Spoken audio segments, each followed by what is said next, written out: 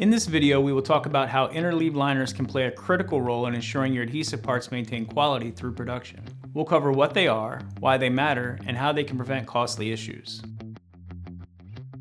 Interleaved liners are continuous double-sided liners added on top of adhesive part rolls to ensure parts do not stick to unintended surfaces. They act as a barrier between adhesive layers, especially in thick adhesives that may ooze, and prevent deformation, loss, or misalignment of adhesive parts during storage or processing.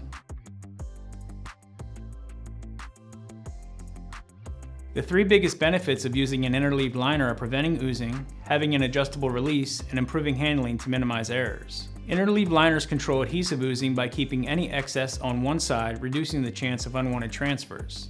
Next, these liners can have different release levels, easy release for less adhesion or medium release for firmer placement, which provides flexibility for different applications.